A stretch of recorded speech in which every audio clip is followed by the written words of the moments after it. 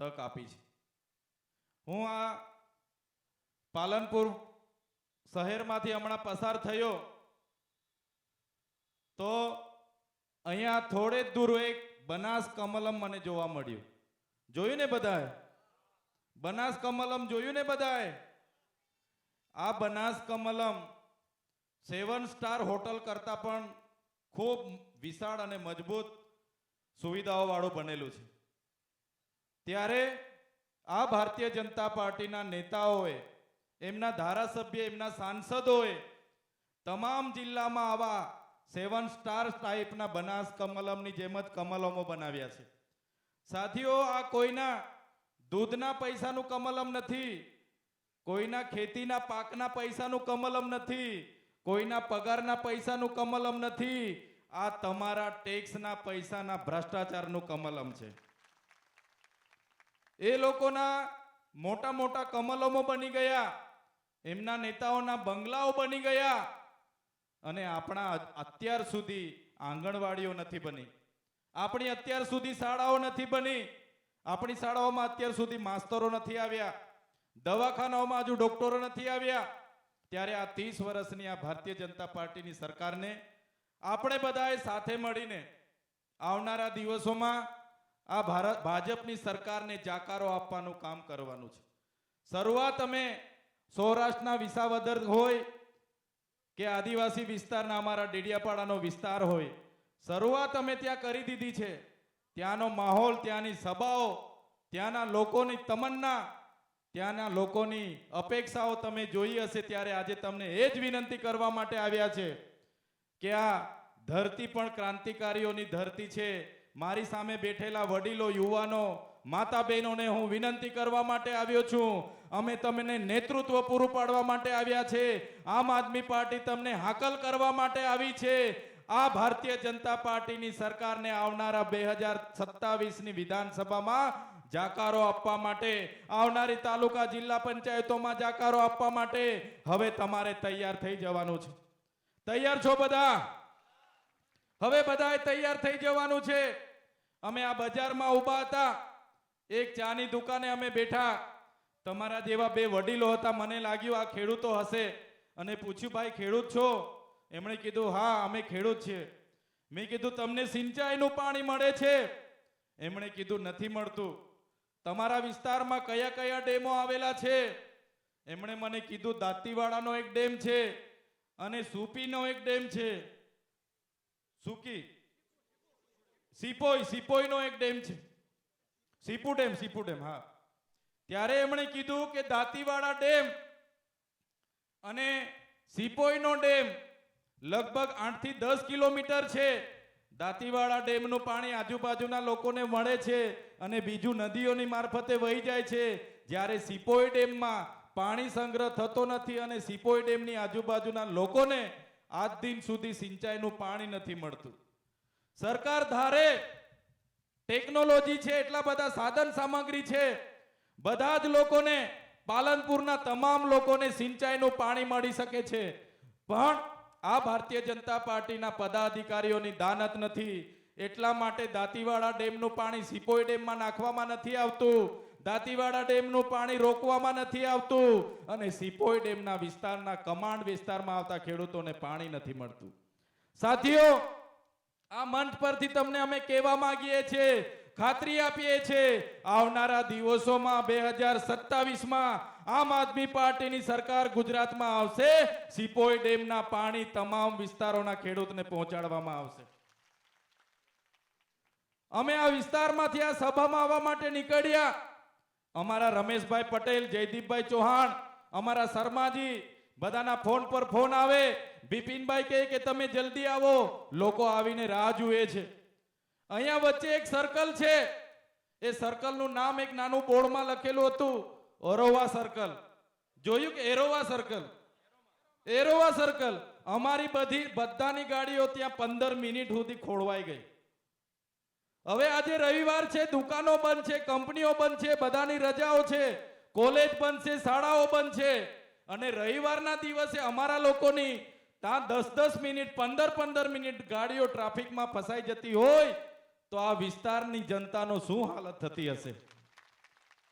હેરાન થાવ છો કે નથી થતા? બધા થાવ છો ને બધા? આ એમનો વહીવટ છે. એક સર્કલમાં ટ્રાફિકની સમસ્યાનું તમે નિરાકરણ નથી લાવી શકતા. આ વિસ્તારના ખેડૂતોને તમે સિંચાઈનું પાણી નથી આપી શકતા. શાળાઓના ઓરડાઓ તમે બનાવી નથી શકતા. શાળાઓમાં શિક્ષકો તમે ભરી નથી શકતા. આ વિસ્તારમાં તમે પીવાના પાણી નથી આપી શકતા. આ વિસ્તારમાં તમે રોજગાર નથી આપી શકતા. એવા ભારતીય જનતા પાર્ટીના લોકોને શાસનમાં બેસવાનો કોઈ અધિકાર નથી. ત્યારે મેં તમને અભિનંદન આપું છું. આ વિસ્તારના નેતાઓ ડરાવે છે, ધમકાવે છે, પોલીસનો દુરુપયોગ કરીને રેડો કરાવે છે, જીબીના લોકોને મીટરો તોડવા મોકલે છે, નગરપાલિકા વાળાને ઝૂંપડા તોડવા મોકલે છે. એમના ડરથી પણ બહાર નીકળીને તમે હજારોની સંખ્યામાં અહીં આવ્યા છો. બધા માટે એકવાર જોરદાર તાળીઓ પાડી લો. આ લડત એ કેજરીવાલ, ભગવત માન, એમની વિચારધારા, એમની આમ આદમી પાર્ટીની વિચારધારા લઈને ચાલનારી લડત છે. અમે વિસ્તારમાં આદિવાસીઓ માટે અવાજ બનીએ, એમના સંવિધાનિક અધિકારોની વાત કરીએ, એમના સામાજિક અધિકારોની વાત કરીએ, બાળકોના શિક્ષણની વાત કરીએ, રોજગારની વાત કરીએ, મનરેગાના કૌભાંડની વાત કરીએ, નલ સે જલના કૌભાંડની વાત કરીએ. ત્યારે આ ભારતીય જનતા પાર્ટીની સરકારને ગમતું નથી. અમને પણ જેલોમાં નાખે છે. અમારા ઈસુદાનભાઈ ખેડૂતોની વાત કરે, એમને જેલોમાં નાખવામાં આવે. અમારા ગોપાલભાઈ ઇટાલિયા દારૂ અને ડ્રગ્સની વાત કરે, એમને જેલોમાં જવું પડે છે. અમારા રાજુભાઈ કરપડા હમણાં કડતા પ્રથાનો વિરોધ કરે, એમને જેલોમાં જવું પડે છે. અમારા પ્રવીણભાઈ રામ કટકી લેનારાઓ દલાલોની વાત કરે, એમને જેલોમાં જવું પડે. પણ આ મંચ પરથી કહેવા માંગીએ છે, આ આમ આદમી પાર્ટી એ આંદોલનમાંથી આવેલી પાર્ટી છે. તમારી જેલોથી, તમારી પોલીસથી અમે ડરવા વાળા લોકો નથી. ત્યારે સાથીઓ, અમારા વિસ્તારમાં વડાપ્રધાનના કાર્યક્રમો થાય, અમારા ડેડિયાપાડામાં કાર્યક્રમો થાય, અમને ડરાવવામાં આવે, ધમકાવવામાં આવે, અમને દબાવવામાં આવે. તમે ભારતીય જનતા પાર્ટીમાં જાઓ, તમારા હાથે તમારા કેસો ખતમ થઈ જશે, તમને મંત્રી તંત્રી બનાવવામાં આવશે. પણ એ લોકોને અમે કહેવા માંગીએ છીએ, અમે ભારતીય જનતા પાર્ટીમાં જોડાવા વાળા લોકો નથી. અમે ભારતીય જનતા પાર્ટીને તોડવા વાળા લોકો છે.